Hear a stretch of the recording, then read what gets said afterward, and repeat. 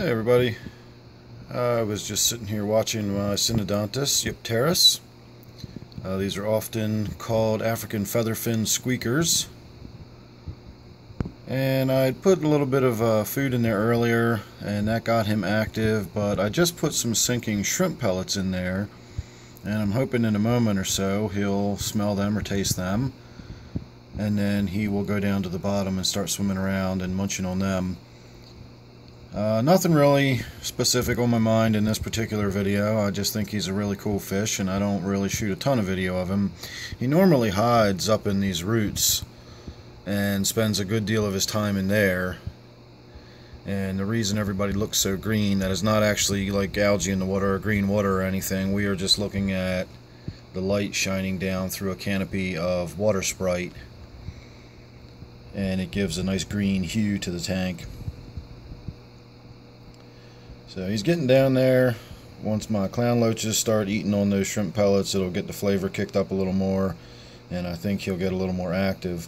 The Synodontis typically are, well, I won't call them vegetarians, but they like vegetation. They like a lot of vegetation in their diet. And if I don't give this one his staple food of sinking algae wafers, he will actually get in there and chew on my plants. When I had him in my other tank, the tank that I referred to as my African tank, that is now my black ghost knifefish tank, that's where this guy got his start. And I kept him in there for about a year or so, and he chewed on the plants in there all the time. So the Synodontis are plant-eating catfish, but they do like some meat. And when you feed the sinking algae wafers, I'm not sure about all brands, but I know Hikari has spirulina in it, and it's got a lot of protein in it. So when you're actually feeding fish algae wafers, you are giving them more than simply algae, and you're also giving them more than simply vegetation. You are giving them protein in there as well. So the algae wafers are pretty much good for everybody. Most of my fish eat them. I can't think of any that I have that really don't eat them. I tried to give some to my rainbowfish the other day, and they would grab it as it was sinking. I broke it up into little pieces, and they would chew on it. They loved it. They would chase it around. One would drop it, another one would pick it up. They'd swim and dash, but once it went to the bottom, they stopped picking it up. And that is probably because rainbowfish don't, they're not really bottom feeders, or they're not known to be bottom feeders.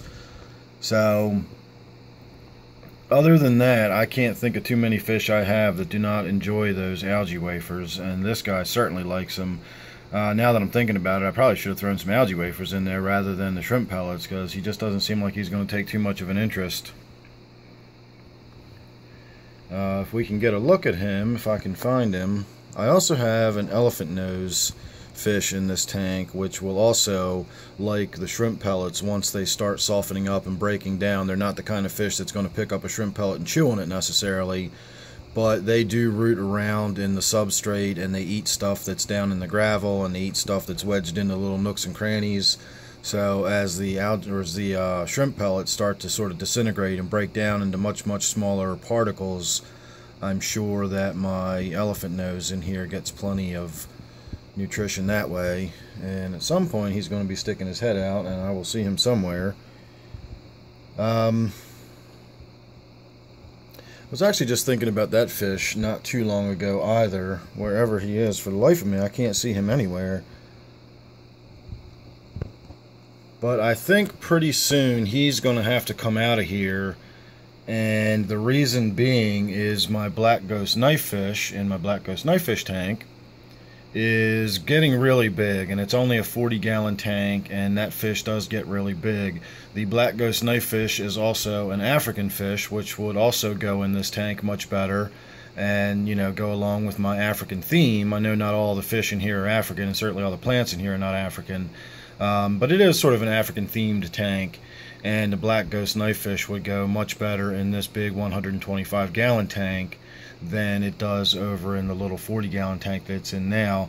And conversely, we've got the little South American elephantnose in this tank, And over in my other tank, that's the tank that's got more South American type fish in it. It's a smaller tank, etc. So I really do have those two fish in the wrong tanks, and I need to swap them out and get my Elephantnose out of this tank and into the smaller tank. And simultaneously, of course, I need to move my black ghost knifefish from that tank into this tank.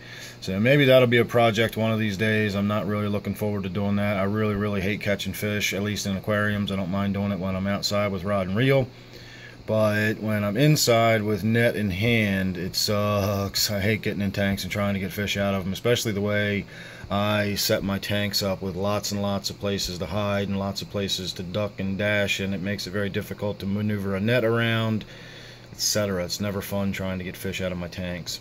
And I would imagine something like the Elephantnose and the black ghost are probably very elusive fish and difficult to catch. So I'm not looking forward to that. But you never know. Maybe that'll be an afternoon project one day. I'll just get a bee in my bonnet, so to speak, and that'll be something I'll get to doing for the afternoon.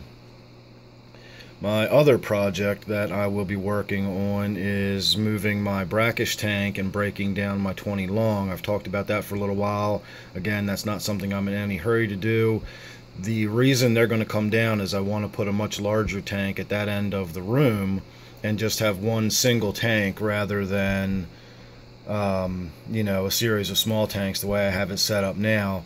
And I've been looking at tanks, and I really want to go as big as I can go. I'm hoping to get at least a 75, maybe even go a little bigger than that if I can find one that's the right size. It's got to have a 4-foot footprint. I can't do a long tank like I've got here. It simply won't fit at that end of the room. So if I can get a nice big, you know, 75 or 90 gallon tank or something like that, I want to set it up down there and do something special with it. That'll be a surprise. And I think that's probably going to have to wait at the very least until the holidays and maybe Black Friday when things go on sale. I might be able to get a really good deal on another tank the way I got on this one last Black Friday. So we are indeed coming up on a year that this tank has been up and running. Not necessarily cycled in, but I did get this on Black Friday last year, so not too far away, and this will be an anniversary for this tank. So I'm going to go ahead and wrap that up. I just wanted to get a little bit of video of my catfish swimming around, and I figured I would just chatter on about whatever's on my mind while I'm doing so. So I hope you enjoyed. If you're not already subscribed, please go ahead and do so. As you may have picked up, I got lots of stuff going on, and you never know what you're going to get from me. So go ahead and subscribe, that way you won't miss any of it. Thank you for watching this one, and I will see you real soon on the next one.